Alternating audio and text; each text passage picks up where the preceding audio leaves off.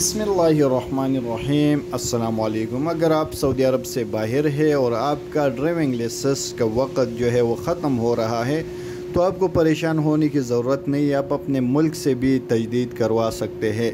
तो इसमें यह है कि जब आप तजदीद करवाते हो तो उसमें आपको दो बातों का ज़िक्र है इसमें, और वह बहुत लाजमी है। आपने उस दो बातें मुकम्मल करना है तो फिर आपका लाइसेंस तजदीद हो जाएगा।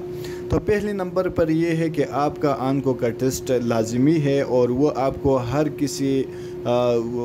किसी जो लेबॉर्ट्री है उससे नहीं करना।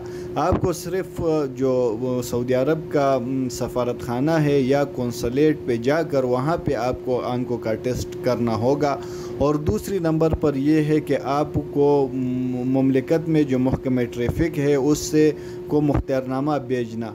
अगर आपका कोई ऐसे राबिता नहीं हो सकता है तो आप अपना जान पहचानने वाला या दोस्त रिश्तेदार भी यहाँ के ट्रैफिक से रुजू वो भी कर सकता है। तो आपको मुख्तियारनामा भेजने समेत आपकी जो टेस्ट का रिपोर्ट है उसके साथ, तो फिर आपका जो यहाँ का लाइसेंस है वो तजदीद हो सकता है। अगर आप तजदीद टाइम पे नहीं करते हो तो फिर उस पर जुर्माना आयद किया जाता है। और दूसरा बात यह है कि 180 दिन भी अगर आपके लाइसेंस में रहता है तो ट्रैफिक कवानीन शक नंबर 71 के मुताबिक आप उसको तजदीद कर सकते हो।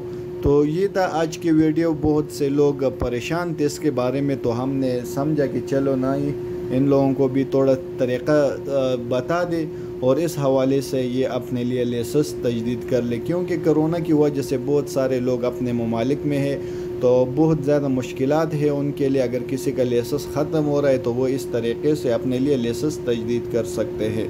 अस्सलाम वालेकुम।